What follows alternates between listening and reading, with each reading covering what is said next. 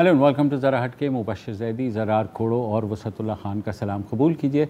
हमारी top story तो कश्मीर के बारे में है, जहां एक माँ और बच्ची का रेप हुआ है। मगर सबसे पहले तस्करा करते हैं एक अफसोसनाक ख़बर का जो पेशावर से आई है कि अब से कुछ देर पहले पेशावर हाई कोर्ट के चीफ जस्टिस वक़ार अहमद सेठ कोरोना वायरस के बाइस जाँ बहक हो गए हैं। और ये जज साहब वही हैं जिन्होंने साबिक़ फ़ौजी आमिर जनरल मुशर्रफ के ख़िलाफ़ जजमेंट दी थी और उनको सज़ाए मौत दी थी, और ये भी कहा था कि उनकी लाश को 3 दिन तक जो है लटकाया जाए डी चौक में। ये जो ख़बर है कल भी एक आई थी कि एक एडिशनल सेशन जज हैं लाहौर के, वो भी कोरोना से जाँ बहक हुए। जो सेकेंड वेव है ये बहुत खौफनाक होने वाली है, और जिस तरह बार बार NCOC जो हुकूमती इदारा है कोरोना के बारे में, वो भी ये कह रहे हैं कि लोग जो हैं ध्यान नहीं कर रहे हैं, जो SOPs हैं उनको फॉलो नहीं कर रहे हैं। पिछली दफ़ा जब पाकिस्तान में कोरोना आया था तो ग़ालिबन फरवरी में पहला केस आया था, लिहाजा वो सर्दियां जो हैं वो हम काफ़ी हद तक गुजार चुके थे, और ये वायरस सर्दियों में बुरी तरीके से फैलता है। अमेरिका में पिछले 10 दिन में 10 लाख से ज़ायद केसेस आ चुके हैं। पाकिस्तान में भी केसेस की तादाद बढ़ रही है, 1800 से तजावुज़ कर गए हैं केसेस की तादाद, और जो हलाकतें हैं वो भी गुज़िश्ता 24 घंटे में 34 हुई हैं, जो कि हाईएस्ट हैं।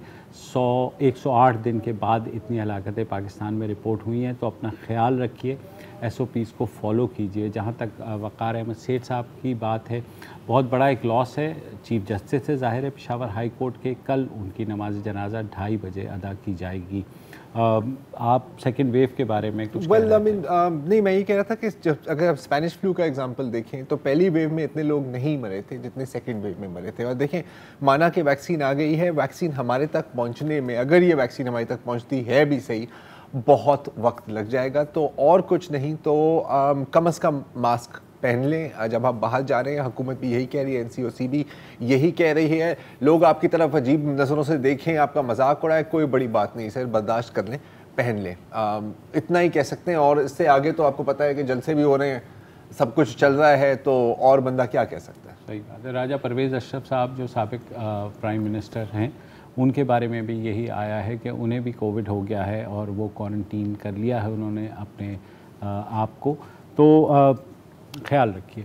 आज की जो हमारी टॉप स्टोरी है वो कश्मीर के बारे में है। कल से सोशल मीडिया पर ख़ासी इस पर बात हुई है, क्योंकि एक वीडियो सामने आई थी जिसमें एक वालिदा और उनकी 4 साला बच्ची को पुलिस के हमरा दिखाया गया था, और ये कहा गया था कि इनको गैंग रेप किया गया है, और जो वालिदा हैं वो ख़ुद भी रेप हुई और उनकी साला बच्ची भी रेप हुई। पुलिस ने जो मरकज़ी मुलज़िम है उसको गिरफ़्तार कर लिया है। हमारे साथ इस वक्त मौजूद हैं SSP कश्मीर अमजद अहमद शेख साहब। उनसे हम बात करेंगे कि ये वाक़या क्या हुआ, क्योंकि इस वाक़े की बाज़ वाक़यात ऐसे होते हैं जिनको सुनकर आपका कलेजा जो है वो फट जाता है। और जो वीडियो है उसमें ये दिखाया गया है कि माँ अपने से ज़्यादा अपनी बच्ची की फ़िक्र में वो उसको पूछ रही है कि तुम कैसी हो। अल्फाज में ये चीज़ बयान नहीं हो सकती। बहरहाल हमारे साथ SSP कश्मीर अमजद अहमद शेख साहब हैं। अस्सलाम वालेकुम सर। जी अमजद साहब, हेलो। जी अमजद साहब, ज़रा ये बताइए वाक़या क्या हुआ था, कैसे हुआ? बेसिकली ये खातून है तबस्सुम आवान। उन्होंने 2 दिन पहले, बल्कि ये 10 तारीख को आके रिपोर्ट किया था थाना कश्मीर में कि जी यहाँ पर हमारे साथ एक हादसा हो गया जिसमें एक बंदा है, अक्यूज का नाम था मोहम्मद रफीक मलिक, जो इनको JPMC जिना जो हॉस्पिटल है कराची, वहाँ से इनको लेके आया था कि मुलाजमत आपको वहाँ पर दिलवाएंगे। यहाँ पर आके उसने कुछ दिन इनको अपने पास रखा, उनकी बेटी भी उसके साथ थी 5 साल की अलीशा। उसके बाद फिर कुछ 30,000 के एवज अपने एक दोस्त है खैरुल्ला बुक्टी को, उसको लेडी को उन्होंने हैंडओवर कर दिया और बच्ची को अपने पास ही रखा। खैरुल्ला बुक्टी ने कुछ दिन जो है ना वो खातून को अपने पास रखा, उसके बाद उसको रिलीज कर दिया। खातून ने फिर कांटेक्ट किया वापसी मोहम्मद रफीक मलिक को कि जी मेरी बेटी आप वापस दें, मैं कराची जाना चाहती हूँ। उसने कहा कि जी मैं आपको बेटी आप ऐसे नहीं दूंगा, आप मेरे लिए किसी और खातून का इंतजाम करें, उसके लीव में, उसके एक्सचेंज में मैं आपको बेटी आपके हैंडओवर करूंगा, ऐसे नहीं करूंगा। उस पर वो कंप्लेन लेके थाना कश्मोर आई, जिस पर हमने जब उसकी लोकेशन वगैरह मालूम की तो हमें पता चला कि ये लोग बलूचिस्तान और सिंध की जो सरहदी पट्टी है वहाँ से मुतलसिल जो है ना लोग वहाँ पर रह रहे हैं। और तजवीज़ ये हुई कि अगर हम उस पर रेड करेंगे तो हो सकता है वो बच्ची को इलाका गैर है, क्योंकि वो बी एरिया है और पुलिस के लिए एक्सेसिबल भी नहीं होती, तो वहाँ पर ट्रांसपोर्ट कर देंगे। इसलिए डिसाइड ये हुआ कि डिकॉय ऑपरेशन हम कर लेते हैं। हम उसको ल्योर करेंगे कि किसी तरीके से भी हम आपके लिए जो है ना इंतजाम कर लिया, आप आ जाएं और उसके एक्सचेंज में हमें आप बेटी दें। क्योंकि ये डिस्ट्रिक्ट कश्मीर में कल्चरल बैरियर्स की वजह से अभी तक 3000 की हमारे पास फोर्स है, पर बदकिस्मती से एक भी लेडी कांस्टेबल या पुलिस ऑफिसर हमारे पास लेडी अवेलेबल नहीं थी जो इस ऑपरेशन में पार्टिसिपेट कर सके और उस लेडी की साथ वहाँ पर पार्क में जाके दिखा सके कि कोई और लड़की के साथ है। उसके बाद हमें एक बहादुर एएसआई हमारे मोहम्मद बख्श जी, उन्होंने वॉलंटियर किया। उन्होंने अपनी बेटी से बात की, अपनी बीवी से बात की। उसकी एक ही बेटी है, उसने बड़ी दिलेरी से ये वॉलंटियर किया कि मैं उसकी जगह जाती हूँ, आप बिल्कुल इस ऑपरेशन में मुझे पार्टिसिपेट करवाएं। और अगर वो लड़की जो मेरी बहनों की तरह है और मोहम्मद बख्श ने कहा मेरी बेटियों की तरह अगर वो बाजियाब हो जाती है इसके लिए, तो मैं बिल्कुल खुशी से वो करने के लिए तैयार हूँ। हमने ये ऑपरेशन किया जिसमें उसने फिर ये चेकिंग भी करवाई कि कोई पुलिस तो साथ नहीं है, और ये वो पार्क में आए, वो देखा, और वहां पर जैसे ही वो आया तो पुलिस ने उसको कस्टडी में ले लिया। कस्टडी में लेने के बाद जब उससे इंटरोगेशन की गई तो उसने बताया कि जी जो बेटी है उसकी तबस्सुम की, अलीशा 5 साल की, उसके भैंसों का बाड़ा है वहां पर उसने उसको रखा हुआ है। उसकी पॉइंटेशन पर पुलिस ने वहां पर रेड किया और बड़ा ये ट्रॉमेटिक मरहला था कि छोटी बच्ची की बहुत ज्यादा बुरी हालत थी। उसके साथ मल्टीपल टाइम उसने रेप किया हुआ था मोहम्मद रफीक मलिक ने। और ये देख के एक तो प्रोफेशनल लाइफ में पुलिस वालों के साथ ये होता रहता है, पर वो हमारे लिए बड़ा एक ज़हनी अजियत वाला ट्रॉमेटिक मरहला था। बहरहाल उस बच्ची का फिर हमने मेडिकल करवाया और उसकी हालत क्रिटिकल होने की वजह से फिर यहाँ से कश्मीर से लाड़काना इसको शिफ्ट किया गया। और फिर इसको जो लेडी है तबस्सुम, उसकी वालदा, उसको कहा गया कि आप FIR करवाएं, पर उसने कहा कि मैं बहुत गरीब हूँ और चूंकि मेरी कंडीशन ये नहीं है कि मैं लाड़काना और ये कश्मीर आके और इस केस की पैरवी कर सकूं कराची से आके, तो ये स्टेट की मुद्दत में हमने FIR की है। जिसमें जो मेन अक्यूज है मोहम्मद रफीक मलिक, जिसने लड़की के साथ, बच्ची के साथ रेप किया है, वो कस्टडी में, जिसने कन्फेशन भी किया है। उसकी DNA टेस्टिंग भी हो सकती है और उसके जो ब्लड स्टैंड क्लोथ थे जो अलीशा से हमें मिले, उसके केमिकल एग्जामिनर के पास हमने भिजवा दिए। लेटर हमने उसमें फेमिनिटी दहशतगर्दी के जो सेक्शंस थे वो भी ऐड कर दिए और ये मामला अब जुडिशरी के पास है और होपफुली इसको इंशाल्लाह ताला पूरी सजा मिलेगी। अमजद साहब, बच्ची की हालत इस वक्त कैसी है? आज ऑपरेट हुई है वो और अल्हम्दुलिल्लाह शी इज स्टेबल। आज उसने बात भी की है और वी आर क्वाइट होपफुल कि अब वो नॉर्मल रूटीन की तरफ चली जाएगी। पर जो स्कार, जो जख्म उसकी जहन पर, जो उसकी नफ्सियात पर है, वो शायद वो अभी जख्म जो है ना वो ना हो सके, क्योर ना हो सके। फिजिकली शायद वो फिट हो जाए, पर जिसके उसके साथ ट्रॉमेटिक या जो एक्सपीरियंस हुआ है वो शायद ताहयात उसके साथ रहेगा। अच्छा सर, ये जो क्रिमिनल्स हैं, अब ज़ाहिर है अब हम आपसे कोई ऐसी चीज़ नहीं पूछ रहे, अगर आपको ऐसी चीज़ लगे जिससे केस आपका ख़राब होता है तो उसका जवाब ना दें। यूजुअली जो लोग ऐसा करते हैं उन्होंने पहले भी ऐसा किया होता है, मतलब ये एक हैबिचुअल किस्म के केस होते हैं। इंटेरोगेशन के दौरान ऐसी कोई चीज़ आपके सामने आई है कि कोई पिछली वारदात भी इस तरह की इन लोगों ने की हो? क्योंकि ये बड़ा मुश्किल होता है समझना कि ये पहली दफ़ा इन लोगों ने ऐसा काम किया है जो एक 4 साल 5 साल की बच्ची के साथ ऐसा कर सकता है इतनी बेदर्दी के साथ। और मैं भी कुछ डिटेल्स पढ़ा था जो अब ज़ाहिर है हम नहीं शेयर कर सकते कि किस हद का तशद्दुद हुआ है। तो कुछ इनकी हिस्ट्री के बारे में पता लगा है हमें? जी, मैंने खुद भी इंटरोगेशन में पार्टिसिपेट किया था, मैंने खुद भी पूछा था उससे। इसलिए कोई हिस्ट्री तो नहीं हुई, पर एक मुझे बड़ी सरप्राइजिंग बात लगी कि ये जो अक्यूज है जिसने इस बच्ची के साथ ये घिनौना काम किया है, उसकी 2 शादियां हुई हैं और उसने औलाद की वजह से दूसरी शादी की थी। उससे एक ही बेटी है जो इसकी तकरीबन हम उम्र है, अलीशा की, उसकी 6 साल उम्र है उसकी बेटी की। तो मैं बार बार उससे यही पूछ रहा था कि तुम्हें इसमें अपनी बेटी नजर नहीं आई? क्योंकि इतनी मन्नतों के बाद, इतनी उसके बाद दुआओं के बाद अगर किसी को औलाद होती है और वो भी बेटी की औलाद, रहमत है, तो ये तो मतलब इतना घिनौना काम करने से जो हमारी भी अभी तक वो उस मेंटल स्टेट में हम नॉर्मल नहीं आ सके, तो इसके लिए ना, पर मेरे ख्याल में इसका कोई नफ्सियाती मसला है, कोई और इशू है कि वो इंसान क्या हैवानियत की दर्जे से भी गिर गया है। उसकी नफ्सियात तो इस तरीके से थी कि उसको शायद अपने किए पर शर्मिंदगी भी नहीं थी। ओपनली वो ही वाज कन्फेसिंग, वो उस चीज को मान रहा था और बार बार ये कह रहा था बस गलती हो गई मुझसे, तो इस तरीके से बात कर रहा था। जैसे कि मतलब चाय का प्याला गिर गया, गलती हो गई मेरे से, इतनी नॉर्मली बात हो रही है। बड़ी अफसोसनाक बात है। मैं आपको बताऊं, हमारी ये वैल्यूज के लिए जब हमारे आपके भी नाजरीन होंगे, हमें पुलिस की वर्किंग में हमारे पास बेशतों ऐसे केसेस आते हैं जो हम इसको विटनेस करते हैं। ये कोई पहला नहीं था, पर मेरे लाइफ के कैरियर में इससे दिल दहलाने वाला, इससे ज्यादा ट्रॉमेटिक केस मैंने अभी तक नहीं देखा। मैं 2 रातों से प्रॉपरली सो नहीं सका इसकी वजह से। दूसरा मुझे समझ में नहीं आया कि उसने कैसे ये कदम उठा लिया जिसको देख के हमारी जो है ना खुद की नींदें हराम। दूसरा मुलजिम के पीछे किस हद तक है, क्या कितना इम्कान है एप्रीहेंड होने का उसके? अल्हम्दुलिल्लाह उसमें कोई प्रोग्रेस हो गई है, उसकी लीड्स मिल गई हैं। होपफुली वो कुछ घंटों में या कल तक वो हमारे पास अरेस्ट हो जाएगा। उम्मीद यही है कि वो जल्द से जल्द हमारी कस्टडी में। ASI मोहम्मद बख्श ने जो काम किया है वो मैंने भी अपनी ज़िंदगी में बहुत से कारनामे सुने, लेकिन इस तरह का पहली दफ़ा ज़ाहिर है हम सब सुन रहे हैं। तो एक तो हमारी तरफ से उसे सलाम, बिल्कुल। और दूसरे ये कि पुलिस के निसाब में जब कुछ पढ़ाया जाए तो आई होप कि इसकी मिसाल भी दी जाएगी। अच्छा सर, जी अब ये जैसे आप बात कर रहे थे ना कि आपने और आपकी तो एक पूरी एक मतलब ज़ाहिर है आपका करियर है, आपने हज़ारों इस तरह के केसेस देखे होंगे। आप भी कह रहे हैं कि इस तरह का केस आपने नहीं देखा। हमने तो सिर्फ वो वीडियो देखी है, और जिस तरह बहुत लोगों ने सोशल मीडिया पे, और कसम से वो वीडियो हमारे से नहीं देखी जा रही। तो एक सा ब्रेक लेते हैं, और ब्रेक के बाद मैं जानना चाह रहा हूँ कि जब आप ऐसे एक बंदे के साथ आमने होते हैं, इसका इंटरव्यू कर रहे होते हैं, आप तो अपने आप को कंट्रोल में कैसे रख लेते हैं, क्योंकि मुझे नहीं समझ आती। एक वक्फा ले लेते हैं।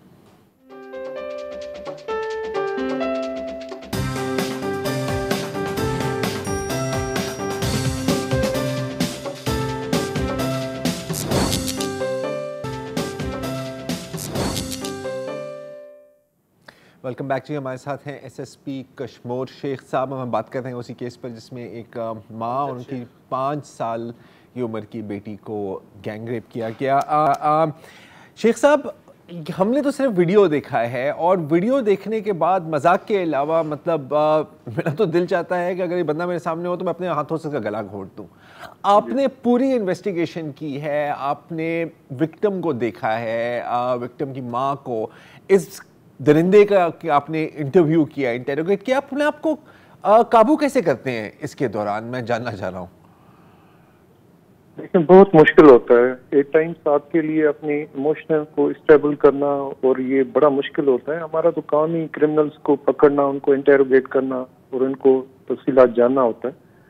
पर इस मामले में आपको मैं एक्सप्लेन नहीं कर सकता कि उस बच्ची के साथ क्या हुआ, किस तकलीफ में वो थी, किस मासूमियत के साथ वो अपना दर्द बता रही थी, जो उसको पता भी नहीं था कि हुआ क्या है। और फिर उसी ढिठाई के साथ जब मुजरिम ये एक्सप्लेन करे कि जी गलती हो गई, तो जिस तरीके से मैंने अपने आप को कंपोज रखा है, मैं आपको एक्सप्लेन नहीं कर सकता। मैं अभी तक उस ट्रॉमा में हूँ, बावजूद इसके कि मैं एक जिम्मेदार पोस्ट पर हूँ, और मेरा मकसद यही है कि एक एविडेंस के कलेक्ट करूँ, उसको सजा दिलवाऊँ, कोई भी ऐसा सबूत मिस ना हो जिससे उसको शक का फायदा मिले। उसके बावजूद मेरा ये दिल करता था कि शायद इसको वो सजा बहुत जल्दी मिलनी चाहिए जिसका ये हकदार है, और चूंकि उसको कोई पशेमानी नहीं थी, इसका मुझे समझ में नहीं आ रहा था मैं इसको कैसे डील करूं। पर क्योंकि प्रोफेशन ऐसा है, मेरी जॉब ऐसी थी, मेरी जिम्मेदारी ऐसी थी, मुझे अपने आप को कंट्रोल करना पड़ा। अच्छा, एज ए पुलिस ऑफिसर जाहिर है रोज़ाना आपके पास जो भी केसेस आते हैं उसमें दबाव भी आता है, सिफारिशें भी आती हैं, हर चीज़ होती है। इस तरह के जो स्पेसिफिक केसेस हैं, जो बिल्कुल ओपन एंड शट केसेस हैं, जिसमें बकौल आपके दरिंदगी जो है, जिसका कोई जस्टिफिकेशन नहीं है, उसमें भी सिफारिशें आती हैं, दबाव आता है। इस पर्टिकुलर केस में भी कुछ ऐसा हुआ या नहीं हुआ?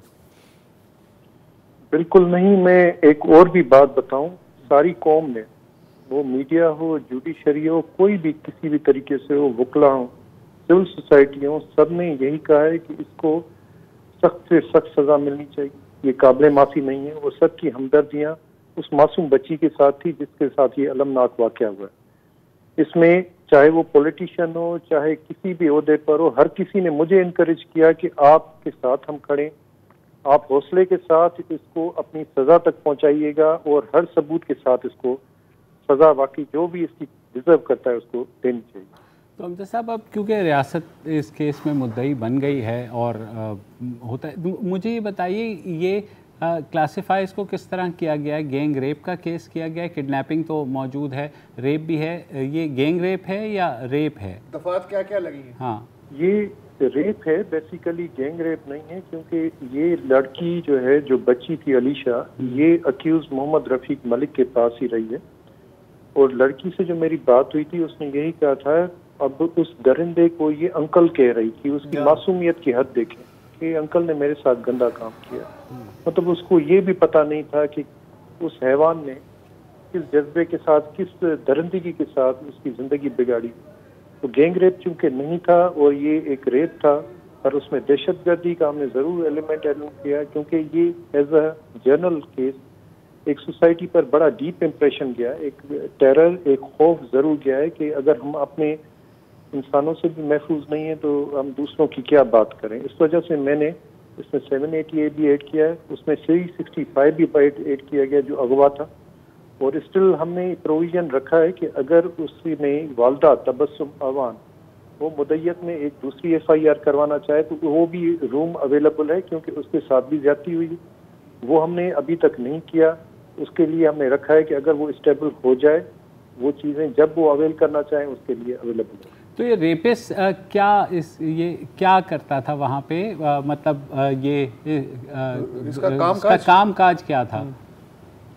तो बेसिकली भैंसों का बाड़ा है जहाँ पर इसने बच्ची को भी रखा हुआ है। तो ये इसका बेसिकली प्राइम कारोबार तो ये था, पर इसकी जो हालात हैं वो यही था कि मतलब कराची जाना और इस किस्म की करतूत करना। पर बच्ची के साथ ये जो अनहोनाक वाकया हुआ है वो शायद इसने पहली दफा किया है, कुछ हुआ है, पर हमारी इंटरोगेशन में यही हुआ है कि ये पहली दफा उसने किसी बच्ची के साथ। चलिए अमजद साहब, बहुत बहुत शुक्रिया, आपने तफसील से बताया और हम भी आपके जज्बात भी समझ सकते हैं जिस तरह आपने कहा। हम लोग भी शौक़ में हैं। अल्लाह करे अब ये जो रियासत मुद्दई बनी है, इस मुजरिम को सख्त से सख्त सजा हो। इसको टुकड़े करके फेंक दो यार, मतलब और क्या बंदा कह सकता है। एक वक्फा ले लेते हैं, वक्फे के बाद आते हैं।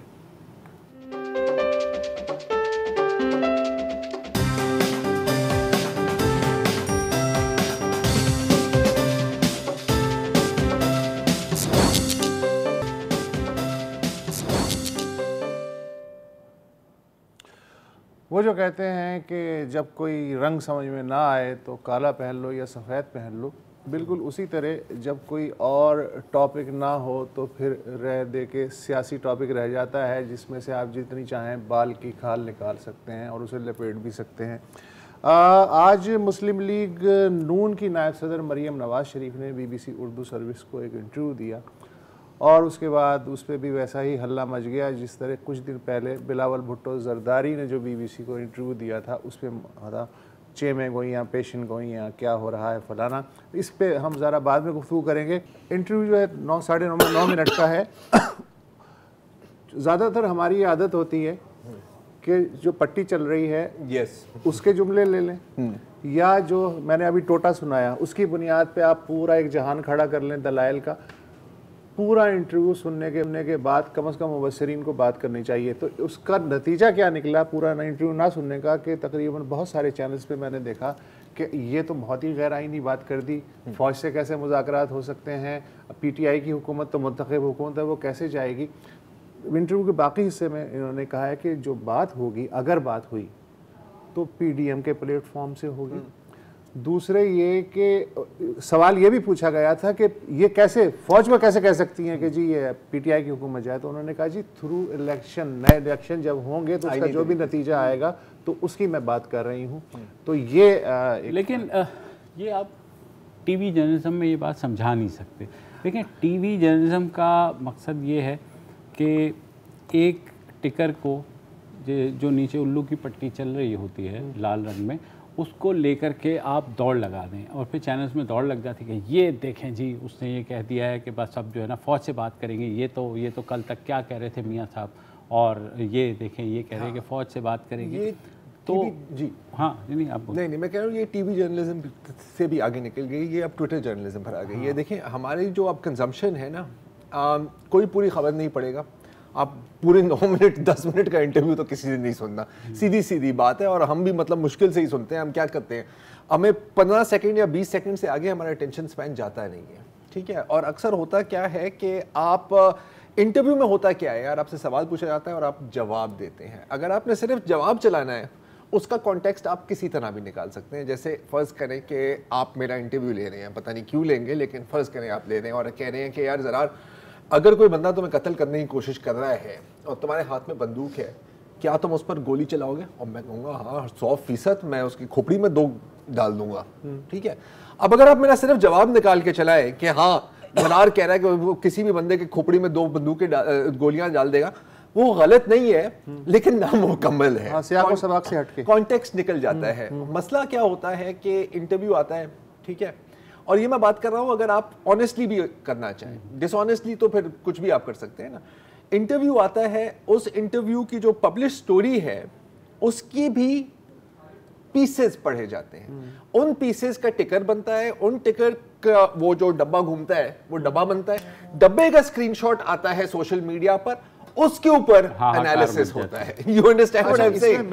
तो मुझे इस इंटरव्यू में एज सच कोई इस तरह की एक्स्ट्राऑर्डिनरी बात नजर नहीं आई पूरा इंटरव्यू पढ़ने के जो पहले कभी ना हुई हो। मसलन सेनेट के साबिक चेयरमैन रजा रब्बानी, जब वो चेयरमैन थे तो उन्होंने ये बात कही कि जनाब जो स्टेक होल्डर्स हैं जिसमें कि फ़ौज भी शामिल है, जुडिशरी भी शामिल है, जो एग्जेक्टिव है वो भी शामिल है, मैं मेज़बानी करने को तैयार हूँ ताकि ये जो हर चंद महीने बाद जो स्यापा खड़ा होता है इससे कम से कम निजात मिले, तो उस आईनी दायरा जो है उस पर बात हो। ये जो स्पीकर है मौजूदा असद कैसर, इन्होंने भी यही ऑफ़र की कि भाई जो स्टेक होल्डर्स हैं हम मेज़बानी करने के लिए तैयार हैं। अच्छा, चार्टर ऑफ डेमोक्रेसी जो पुराना था जिसे अब दोबारा लीपा पोती करके नया करने की कोशिश की जा रही है, उसकी भी बुनियादी बात क्या थी कि जी बिल्कुल राब्ता होगा, इसलिए कि बहरहाल आप डिनाई करें उससे कोई फ़र्क नहीं पड़ता। पिछले 73 साल की तारीख में फौज एक स्टेक होल्डर तो है, पसे पुश्त रह के या सामने आके, जैसे भी हमारी पूरी हिस्ट्री ऑब्वियस है। तो उन्होंने कहा जी चार्टर ऑफ डेमोक्रेसी में कि अगर बात करनी है तो कोई सियासी जमात बैक डोर से बात नहीं करेगी, खुलेआम से बात करेगी। ज़ाहिर है कौमी इदारा है, खुलेआम बात हो सकती है, क्यों नहीं हो सकती। फिर दूसरे ये है कि ये सारी बातें, उसकी एक और शक्ल भी है जी ट्रूथ एंड रिकन्सिलिएशन कमीशन। अब उसके सामने मैं या ज़रार या आप तो नहीं जाएंगे ना जी मैं कीता है मैंने माफ़ कर दियो। ज़ाहिर है इदारे जो हैं वो आएंगे, सियासतदान आएंगे, ब्यूरोक्रेट्स आएंगे, बाकी जो फरीक हैं वो आएंगे और बताएंगे ऑनेस्टली कि ये हुआ और हम आइंदा कोशिश करेंगे कि आईनी दायरे में रहें। ट्रूथ एंड रिकन्सिलिएशन ये है। तो अब ये सारी चीज़ें, अच्छा इसमें अब मसला ये है कि एक समत ये जा रही है कि हुकूमती अगर वज़रा ने जो रिएक्शन दिया कि जी ये एनआरओ की बात है, इंटरव्यू में कोई एनआरओ की बात नहीं, वो कह रही है आईनी इदारे में रह के पीडीएम के प्लेटफॉर्म से बातचीत होगी। अच्छा, अब मसला पता है क्या है कि इसका कोई फायदा भी नहीं है। हाँ, मतलब किसी चीज को घुमा के करना, क्योंकि आप किसको कन्विंस करें? आपके अपने वोटर्स, मतलब पीटीआई के वोटर्स तो पहले ही कन्विंस हैं कि चोर और डाकू हैं, इनके वोटर्स कन्विंस्ड हैं कि आप सिलेक्टेड और पुतले हैं। तो एवरीबॉडी अपनी गैलरी को ही प्ले कर रहा होता है ना। और ये तो मतलब चलो इनका इंटरव्यू हुआ, ब्रेक लेते हैं। मैं आपको 1-2 मिसालें देता हूं जब इमरान खान के साथ भी इसी तरह ट्विस्ट करके उनके बयान को पेश किया, और जो बिलावल का किया था वो भी हमको दिखा देते हैं। एक ब्रेक ले लेते हैं।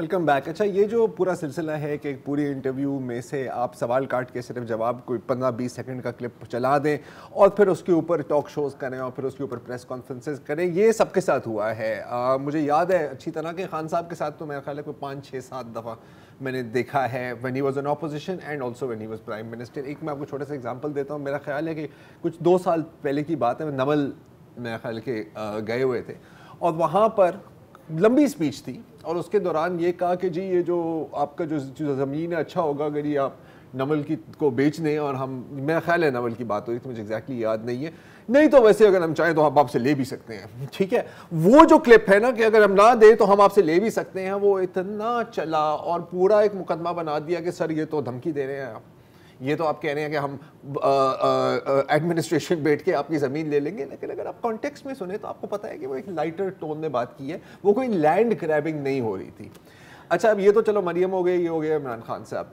बिलावल के इंटरव्यू जो अगेन बीबीसी, और पता नहीं बीबीसी में क्या है सर, और उस इंटरव्यू की बुनियाद पे कहा गया कि पीटीएम बस खत्म। मतलब बिलावल भुट्टो ने नवाज शरीफ के बयानिए को रद्द कर दिया। जब सारे चैनलों पे टॉक शो हो गए पीटीएम बस खत्म हो गई, उसके बाद इसी बिलावल भुट्टो ने कहा जी कि ये कोई ऐसी बात नहीं है जिसको मर्जी है नाम ले, जिसकी मर्जी है नाम ला ले। उन्होंने ये कहा था अच्छा कि अगर ये तय नहीं हुआ कि नाम लेना चाहिए तो ये भी तय नहीं हुआ कि नाम नहीं लेना चाहिए। अच्छा, ये जाहिर बज़ाहिर जो उनका पहला बयानिया था बिलावल का, उससे मुख्तलिफ बात है, लेकिन अब इस पर नहीं टॉक शो हो रहा है कि उन्होंने ये भी कहा है। नहीं, वो तो बोरिंग बात होगी ना यार, वो तो बोरिंग बात होगी। देखो यही है ना मसला कि जब आपको हर दिन कोई नया मंजन लाना है एक पुराने टॉपिक के लिए, क्योंकि हर दिन आपने वही बात करनी है ना कि सर अब सियासत में क्या होगा, डील है या ढील है, अच्छा, दूसरी ये है या वो है। सियासतदान जो एक दूसरे से पिंग पोंग खेलते हैं ना, वो जरा समझने की जरूरत है। मसलन मरियम बीबी ने कहा जी कि उनके आसपास के लोगों से एस्टेब्लिशमेंट ने राब्ता किया, मुझसे डायरेक्ट राब्ता नहीं किया। अच्छा, अब ये हुआ या नहीं हुआ, इससे कता नजर अगर मैं हुकूमत में हूं, मैं एक टांग पे खड़ा हो जाऊं क्योंकि यार इसका मतलब है उस्ताद मेरे पीछे मुझे बेचने की कोई तैयारी वैयारी तो नहीं हो रही है ना? तो ये टेक्निक्स होती हैं। अच्छा, दूसरी बात ये है कि अगर वो कह रहे हैं जी डायरेक्ट एस्टेब्लिशमेंट से बात करनी है और इमरान से को तो हम मानते नहीं, तो उससे क्या बात करनी है, तो ये टेक्निक वो है जो तालिबान ने इस्तेमाल की थी। मसलन उन्होंने कहा जी काबुल हुकूमत क्या होती है हमें तो नहीं पता, हम तो डायरेक्ट अमेरिका से बात करेंगे। तो मुझे वो एनोलॉजी याद आ रही थी। बिल्कुल, आप जितनी बातें कर ले, रेटिंग के लिए साला कुछ भी करेगा, अब ये रुकेगी इस तरह चीज़ नहीं। इसीलिए अखबार की रिपोर्टिंग जो है वो मेरे ख्याल में ज़्यादा क्रेडिबल होती कि वो पूरी कम से कम अखबार आपकी तरफ आपको चीख तो नहीं रही होती ना यार कि ओए, या मारे या अखबार आपके मुंह पे आगे नहीं पड़ता कि यार ये ब्रेकिंग ब्रेकिंग आ गई। तो अब तो एक बड़ा एक और रिवाज निकल गया है ना यार, अब हम ब्रेकिंग से आगे निकल गए, अब हम सुपर ब्रेकिंग, बिग ब्रेकिंग, अच्छा इस तरह। और नहीं तो क्या आपने नहीं, अच्छा नोटिस करो, स्क्रीन तोड़ ब्रेकिंग, स्क्रीन तोड़ ये तो फिर जब शुक्र करोगे 3D टीवी वाला रिवाज खत्म हो गया, नहीं तो एक पंच आता। लेसन ये लेना चाहिए कि एज ए जर्नलिस्ट कि सियासतदान का काम है बॉल फेंकना, हर बॉल मुंह में पकड़ के लाने की जरूरत नहीं है। सही, ये भी है, लाइक अ गुड डॉगी। हाँ, खुदा हाफिज।